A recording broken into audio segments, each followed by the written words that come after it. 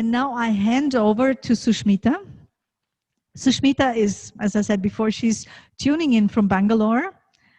And I met her because we did a training together, actually in Vienna. She came all the way to Vienna.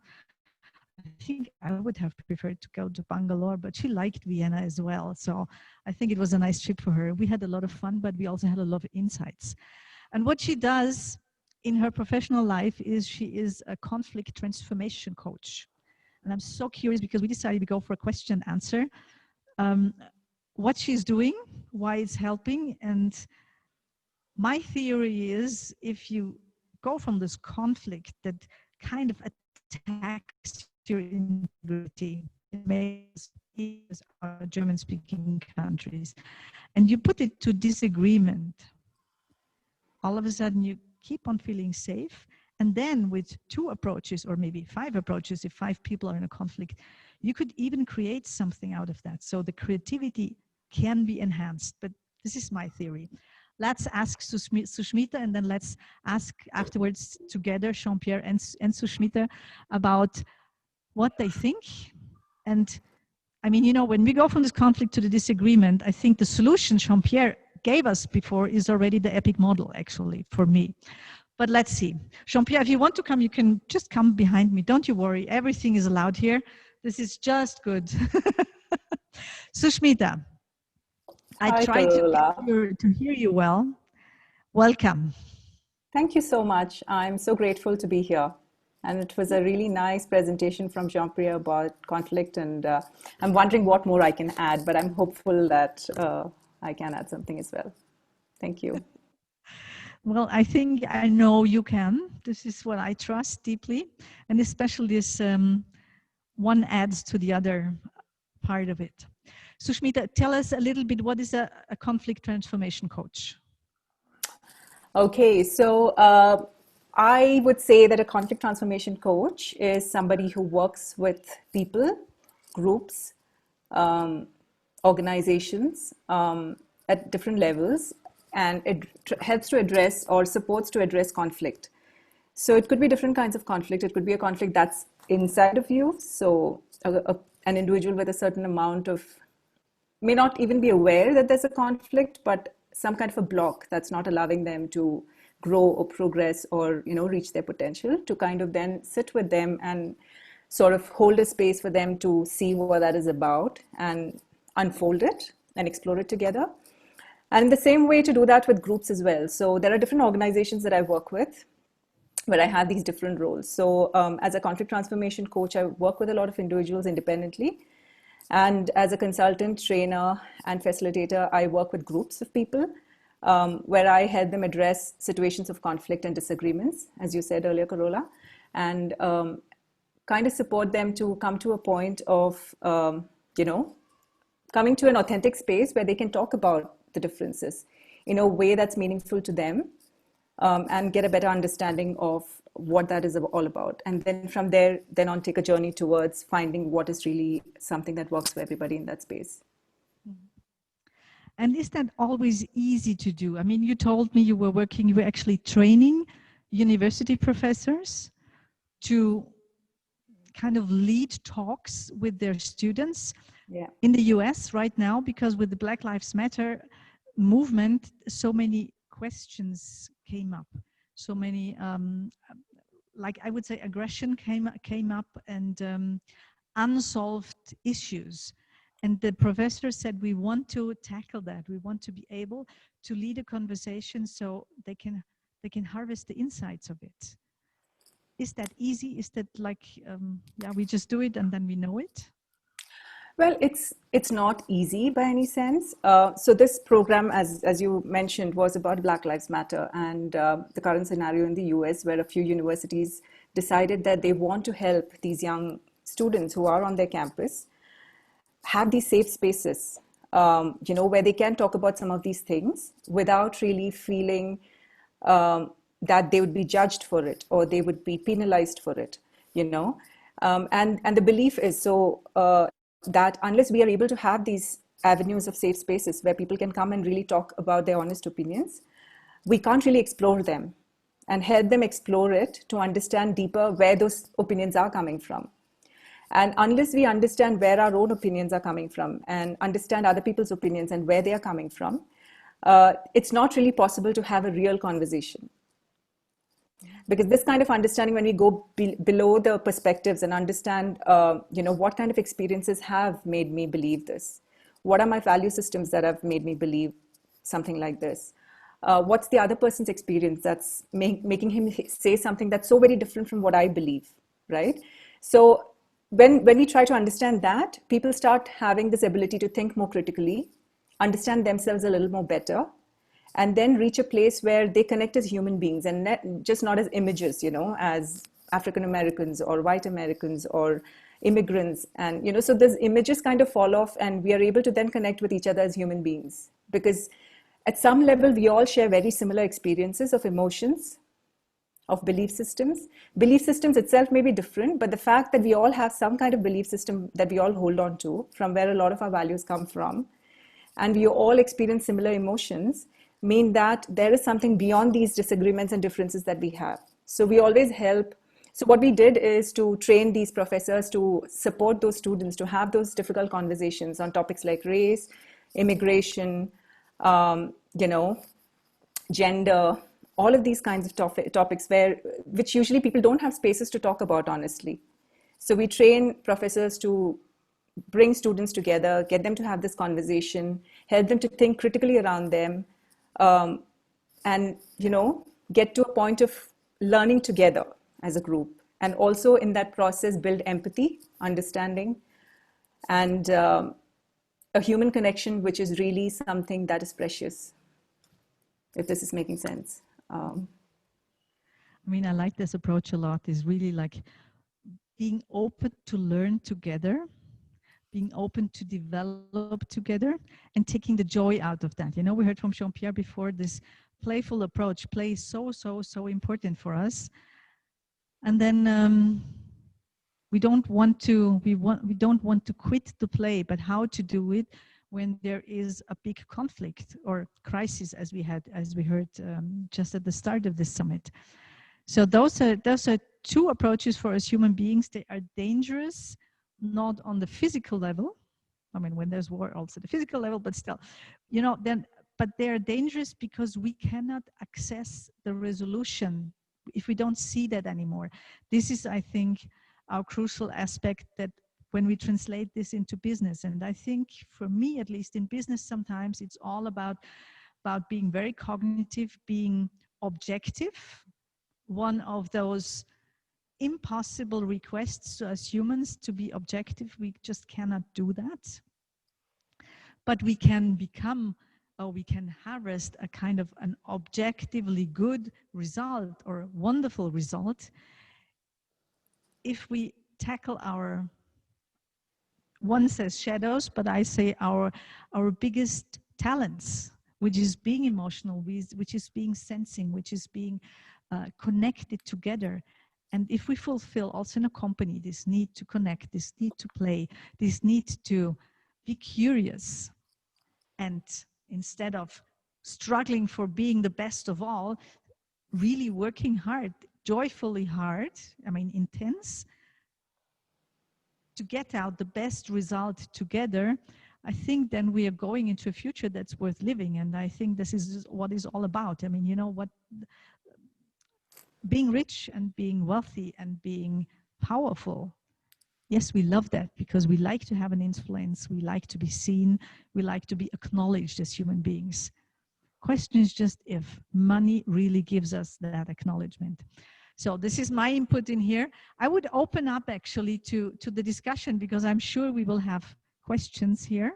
We will be more than happy to answer them. So please tune in, write in the chat, or open your microphone, be it Jean-Pierre, be it Sushmita, open for questions.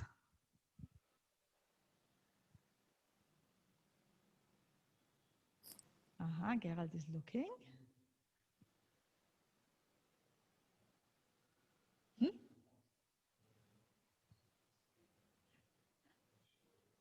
We have, yeah, okay. Something was too fast. That's really important. It's not only about diving deep all the time. Please, the homepage was www.future-skills-farming.academy. And the password is act now. Like capital A, C, T, capital N, O, W. Act now. So 2 capitals in there. You can just copy the act now, how it's written there. Go and give us your insights. Yes, yes, yes, please. And whenever you're ready, ask. I'm asking actually, just repeat for me one more time. I was so impressed by this epic model. It was inspiration, it was playfulness, explore, and connect. Explore, actually, I remember it by epic, so explore, play, inspire, and explore, connect. play, inspire, and connect, And then the question was to Burkhard, are you asking that, are you doing role plays to train conflict solving? This is to Sushmita, right? Who do you want to answer that, Burkhard? Yes, that goes mainly to Sushmita. Right. Yes, so in our facilitation training, so what we do is, so it depends on what case it is, but the training itself, yes, we definitely do have role plays where we make participants to play out a certain dynamic, and we train facilitators to respond to that dynamic. So it could be a power dynamic, it could be a conflict dynamic. So things like that come up, and then we get facilitators to practice to respond to it, and then give them feedback on, you know, what they did well and how they could do something differently to tackle that situation in a better way. So yes, we do have that. Okay. And how do the participants, how do they appreciate these role plays, or do they not? So there were 2 scenarios. Usual trainings, participants don't mind role play so much because it does give them most of these participants are also people who are trained to be facilitators to resolve conflict. So they appreciate the learning that comes from it. So they're really willing to do the role plays as well. But in certain situations, especially with the Black Lives Matter, it was really difficult for the participants to role play because some of them were really living that situation in their own lives. Mm-hmm. So they felt really triggered and did not feel comfortable playing certain roles. So we are also sensitive to that because, you know, it is not fair to add to the trauma that some people are already going through. Mm-hmm. So, yeah. So it depends on the group of trainees.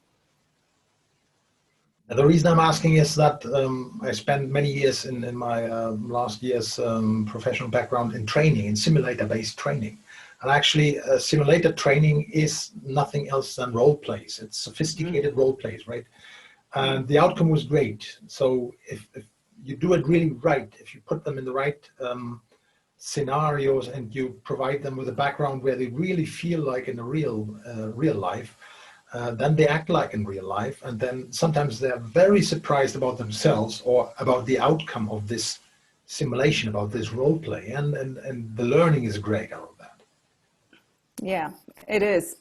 What we really also focus on is, like in these spaces, what we also undermine usually are the emotions, right? Like earlier, Karola was mentioning about being boldly human, and for us, I think really allowing people to bring in their emotions and helping trainees learn how to really give space to those emotions. Because what we've seen is without really giving space to those emotions, there's no way we can really address conflict, because emotions are to us as human beings. And in most cultures, to suppress emotions, not to show emotions, because it makes us look weak. But really, that's where our strength and our power is as well. You know, we feel empowered when we are given space for our emotions. So our training is also a lot focused on that. So sometimes it needs that kind of a role play for people to emote because they're not comfortable showing their emotions. So you need to be in a role to be able to do that. Yeah. So that's where the role play adds as well. But emotions are huge. So in our conflict training, and I was really, leaning in on that when both Karola and Jean-Pierre spoke about emotions, because they're so important, and that the need for safety in a space, in my experience, comes from welcoming emotions to that space and allowing people to really allow their feelings and express those feelings in a way that makes them feel heard and seen. So it really shifts the conflict dynamic and, you know, makes people more human and more connected. And we have some add-on from Jean-Pierre as well. Yeah, I would just like to add that in addition to trainings, what I often do sometimes is literally go, as you can say, into the fire or into the chaos as it's live, because I'm not against training, but a lot of times training is insufficient because the fire isn't really burning and people know that. But when the fire is burning, sometimes they still need a little help to go through it. And it's like when you go to a meeting, a staff meeting, let's say, and everyone knows there's this elephant in the room, but no one dares talk about it, but everyone feels it and everyone cringes and everyone's looking at their watch, waiting, counting down the minutes for the meeting to be over. So I think sometimes teams do need that facilitation or that facilitator to create this safe space where these conversations, these real conversations, these heartfelt conversations can occur. And I've come out of some of these where people literally have said to me, that was the most human experience I've had in my company. And it's not that I'm waving a magic wand or giving everyone a $5,000 bonus. It's just literally giving people the space to express themselves on topics that are really important to them in their work and what they're doing. I mean, this is, with Futures Experiment, for example, we also have an answer to that. And this was inspired by clowning interventions. I was head of the project, or developed also the project. It's called Emergency Smile by Red Noses International, and this is how I met people in Jordan, Manal, and Dia, who are also here with us. And we did psychosocial support through humor and clowning for war and tortured affected people or individuals. And we did not dare to believe that we had a big impact, but just to make you something, if you go for a learning experience, this is what I learned there, is actually what you said. One thing is role play, and one thing is making people really experience something. Does not mean you go, you light up the fire and you make the house burn, but you can give impressions to that. You can trigger experiences. And one of those experiences was, and this was Dia's quote, he was a psychologist working with the kids, and he said, we have basic emotion with them. They had so much problems to recall that experience of joy because they came out of war. And then you come as the clowns and you make them laugh, and within 20 minutes, all of a sudden, they have somehow a reference emotion about joy, which they didn't remember anymore. And what you need to do when you do like serious playing or learning projects, what we do for companies now is make people experience it for real. And this is kind of an art, because art has a lot to do with that, to access your emotions, experience them for real, and find a different solution to that. Find a way out. So it's a lot about connected to love, what Roman said. It's a lot about what you said, you know, it's this explore, play, inspire, and then connect. We need that. And how you do that, that's sometimes, yeah, our art, our wisdom whatsoever. I'm sure we're not the only ones, but I think this is really important, to get them to play like a kid who thinks that the play is real. And this is the clue to real learning, right? And how you do that. Karola, may I?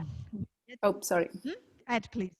Yeah, I just want to add one point. So the thing is not to have role plays to make people understand what conflict is, but to train, like Jean-Pierre said, people who are able to go to real life scenarios and hold that safe space for other people to have those real conversations. So in those trainings is when we give the role plays. But in real life, when we go into the field, for instance, I was in a community conflict where I was with the panchayat. In India, the state body is called the panchayat, the water body, the beneficiaries who were the villagers. you're right there in the middle of the conflict, helping them to see different perspectives and come up with what's really important to them, what their needs are, and how different are they from their interests and positions. So that's a different thing. So the role play is only, just to clarify, only applicable to trainings where you're training people to go into real situations, to hold the safe space for people to work together in a conflict situation, but not really otherwise. Just clarify that. Yes, and I think that's really important because everyone who really works and harvests from role plays, we know that. But I just so deeply believe that we need to tackle it. We need to express it. Yeah. It's not just easy, do as if. No, it's live as if. And how you do that, and that's possible. It's, yeah, this is just as humans, as we can imagine, as we can dream, as we can envision, we can live as if. And just one more thing to that is, after a serious incident or a conflict, it's always then good to have an after-action review or some type of review process to say, okay, what did we do well? What did we not do so well? Where is there room for improvement? And I think this is also important to do in a crisis situation or in serious conflict situation. Yeah, because there's always a way, and there's always some harvesting from that. Correct. Yeah. So we are just in time. I mean, we have 2 minutes to go. I ask now, please put in your insights. Take yourself 1 to 3 minutes. Ground yourself really physically. It's just about physically. Who wants to connect also to the cosmos above, and just be aware that we as human beings, we are somehow the connection between earth and sky. And